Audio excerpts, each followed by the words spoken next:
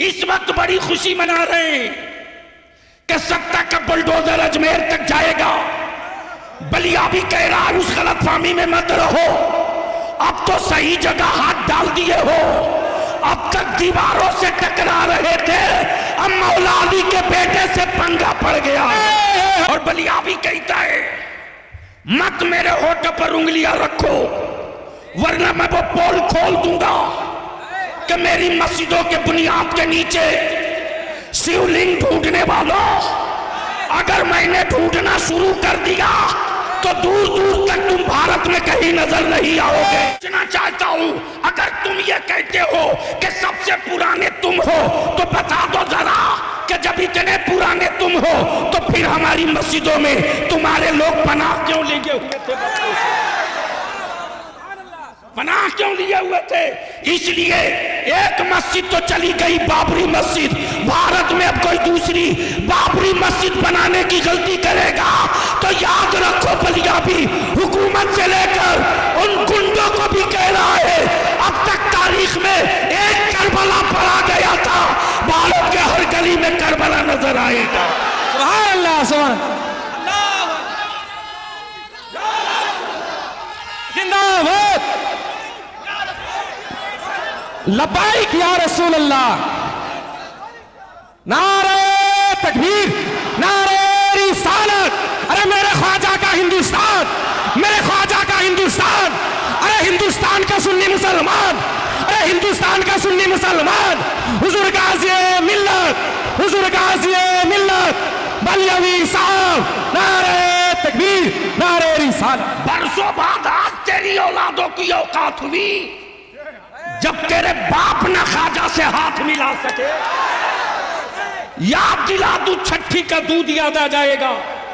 लेकिन अगर चुप है तो बुज़दिल मत समझना, हम अमन पसंद हैं, अमन के झंडे को झुकने नहीं देंगे। वो दिन अल्हम्दुलिल्लाह आ गया है। हजरत ख्वाजा गरीब नवाज मोइनुद्दीन चिश्ती अजमेरी रहमतुल्लाहि ताला अलैह के आस्थाने पर जितने भी लोगों ने उंगलियां उठाई हैं, चुन चुन के उन पर अल्लाह रब्बुल इज्जत का अजाब गरीब नवाज की करामत की शक्ल में मुसल्लत हो रहा है जी। तो ऐसे वक्त में आपने अपने एक मुरीद खास को भेजा और जाने के बाद कहो कि ए आना सागर, तुझे गरीब नवाज ने बुलाया है, तुझे मोइनुद्दीन चिश्ती ने बुलाया है। अजीजान मोहतरम, आपने वो वाकया भी सुना होगा कि पूरा सागर का पानी एक ही कूजे में, एक ही कांसे में समा गया था। आपने फिर यह भी देखा होगा कि गरीब नवाज रहमतुल्लाहि ताला अलैह ने जिन ऊंटों को बिठा दिया था, गरीब नवाज के बिठाए हुए ऊंट भी बादशाह के सैनिक न उठा सके थे, जब तक क्या गरीब नवाज ने उनको उठने की इजाजत न दे दी। कितनी करामतें आपकी, बेशुमार करामतें आपकी किताबों के अंदर, इतिहास में, तारीख में दर्ज है, लेकिन फिर भी लोग अनजान बन रहे हैं। और ये सबसे बड़ी करामत है कि आपके दरबार में सिर्फ मुसलमान ही नहीं जाते हाजिरी देने के लिए, बल्कि आप देखेंगे तो वहां 50% तादाद गैर मुस्लिमों की होती है, जिसमें सिख भी होते हैं, ईसाई भी होते हैं, और हिंदू भी होते हैं, और मुसलमान भी होते हैं। आप देखिए, लेकिन गरीब नवाज से टकराने का मतलब यह है अपने आप को अल्लाह के अजाब में डालना है, अपने आप को आफत व बला में डालना है, अपने आप को जंजाल में डालना है। पहले आप पूरी वीडियो को देखें, और पूरी वीडियो को देखने के बाद आप यही दुआ करें कि अल्लाह रब्बुल इज्जत ये जो खबर हम तक पहुंची है ये सही साबित हो जाए, सच साबित हो जाए, और गरीब नवाज के आस्थाने पर उंगलियां उठाने वालों को मुंह तोड़ जवाब मिले। वाखिरु दावाना अल्हम्दुलिल्लाहि रब्बिल आलमीन। अस्सलामु अलैकुम व रहमतुल्लाहि व बरकातुहू। इस वक्त बड़ी खुशी मना रहे हैं कि सत्ता का बुलडोजर अजमेर तक जाएगा। बलिया भी कह रहा है उस गलतफहमी में मत रहो, अब तो सही जगह हाथ डाल दिए हो। अब तक दीवारों से टकरा रहे थे, अब मौला अली के बेटे से पंगा पड़ गया। और बलिया भी कहता है मत मेरे होठ पर उंगलियां रखो, वरना मैं वो पोल खोल दूंगा कि मेरी मस्जिदों के बुनियाद के नीचे शिवलिंग ढूंढने वालों, अगर मैंने ढूंढना शुरू कर दिया तो दूर दूर तक तुम भारत में कहीं नजर नहीं आओगे। पूछना चाहता हूं, अगर तुम ये कहते हो कि सबसे पुराने तुम हो तो बता दो जरा कि जब इतने पुराने तुम हो तो फिर हमारी मस्जिदों में तुम्हारे लोग पनाह क्यों लिए हुए थे? बच्चों से पनाह क्यों लिए हुए थे? इसलिए एक मस्जिद तो चली गई, बाबरी मस्जिद। भारत में अब कोई दूसरी बाबरी मस्जिद बनाने की गलती करेगा तो याद रखो, बलिया भी हुकूमत से लेकर उन गुंडों को भी कह रहा है, अब तक तारीख में एक करबला पड़ा गया था, भारत के हर गली में करबला नजर आएगा। सुभान अल्लाह, सुभान अल्लाह।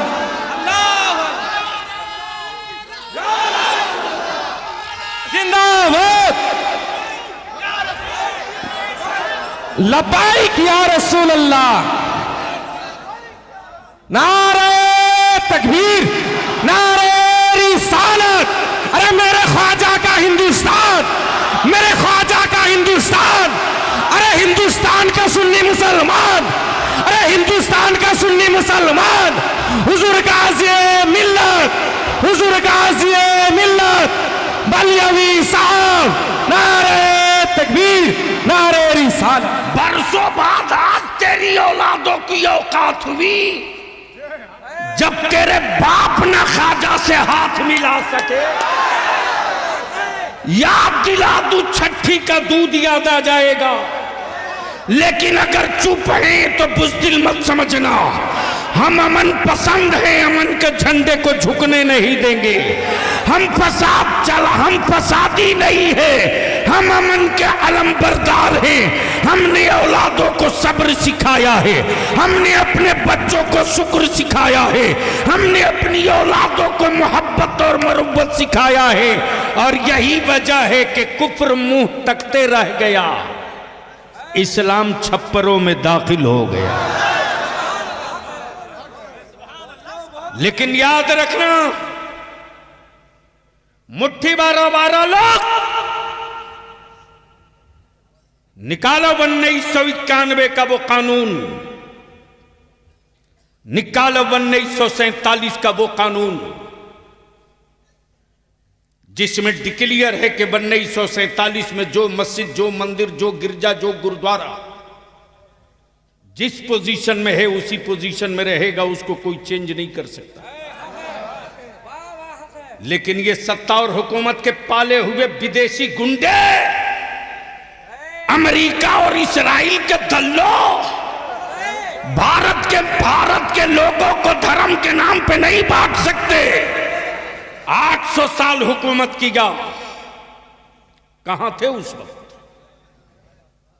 कहां थे? अब निकल के आए हो। 800 साल माने रखता है, अभी तो 100 साल भी नहीं पूरा हुआ। अभी तो 100 साल भी पूरा नहीं हुआ, कितने टुकड़े कर दिए। 800 साल जब हमारे बाप दादा ने हुकूमत की तो पाकिस्तान को वजूद में नहीं आने दिया,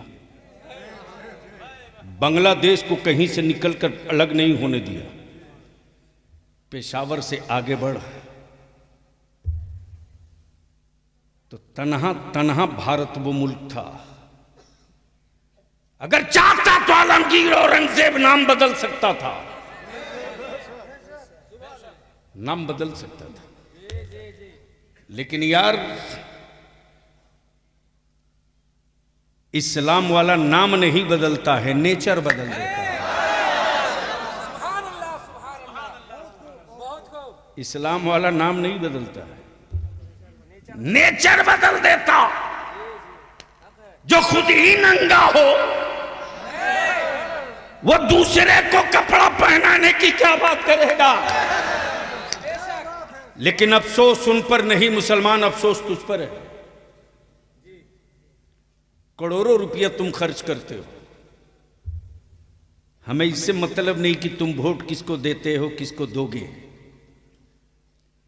लेकिन इतनी बात बलियाबी जरूर कहेगा, आखिरी सांस तक कहेगा, सबके लिए तुम सोचते हो, अपनी औलादों के लिए, तेरी औलादों के लिए कभी किसी ने सोचा? कोई सोचा हो तो बताओ। सबसे ज्यादा अगर भारत में स्टेट में किसी की हुकूमत रही तो सेकुलर कहलाने वालों की। अगर इन सेकुलर पार्टियों के नेताओं के दिलों में बेईमानी नहीं होती तो आज ये बिला वजह के जो कुकुरमुत्ते पैदा हुए हैं ये शायद नहीं होते। लेकिन इनको इत्मीनान से पाला गया ताकि मुसलमानों को डरा के रखा जाए। और बलिया भी कहता है, किस झाड़ी में पड़े हो, एक अल्लाह से डरने वाली कौम दुनिया में किसी और से नहीं डरती है। और डरेगा वो जिसे ना जाने क्या क्या बनने का डर हो। हमें कोई डर नहीं, इसलिए कि हम अब्दुल्ला हैं, अब्दुल्ला ही रहेंगे। डर उसको है, डर उसको है जिसके यहाँ कोई महशर नहीं है। हमारे यहाँ महशर भी है, शफाअत भी मुस्तफ़ा की है। आए आए आए, वारे मेरे आला हजरत, वारे मेरे आला हजरत। और याद रखना मुसलमानों, हजरत तो रोज पैदा होते हैं, आला हजरत कभी कभी पैदा होता है। वाह वाह वाह, सुभान। तवज्जो चाहो, आला हजरत। अब यहां रुक कर एक बात अर्ज कर दूं, इजाजत हो तो सुनेंगे? तो धीरे से बोल दो सुभान अल्लाह। तवज्जो चाहो। हजरत हजरी साहब तकरीर कर रहे थे, इसी बीच में एक साहब खड़े हो गए। खड़े हुए तो बीच में खड़े थे, मैं समझ नहीं पा रहा था कि ये किधर वाले हैं। मुसलमानों में भी कई तरह के लोग हैं, नाम मुसलमान है, रियल ये है कि वो हैं नहीं।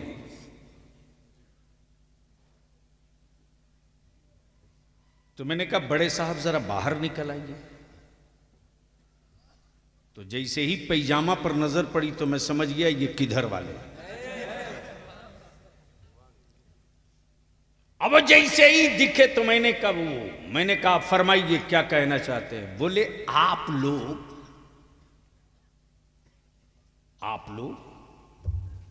सिर्फ एक ही रसूल की बात करते हैं। नबी तो बहुत थे, रसूल बहुत थे, किताबी बहुत थे,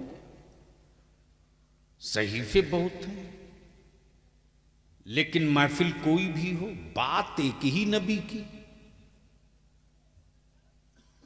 मैंने कहा बात तो बिल्कुल पते की है। मैंने कहा आप उम्मत किसकी है?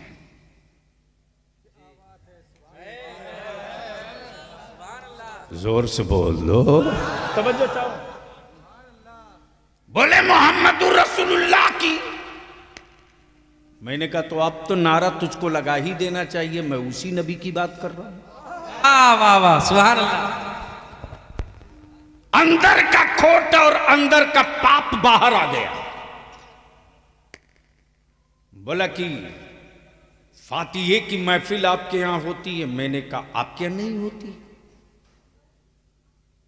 तो कोई जवाब ही नहीं दे रहा। मैंने कहा मेरे यहां एक फातिहा नहीं है, रोज फातिहा है। अमा नमाज बगैर फातिहे की नहीं है। जोर से, ओए जोर से, सुभान अल्लाह। सूरे फातिहा पढ़ना ही पड़ेगा।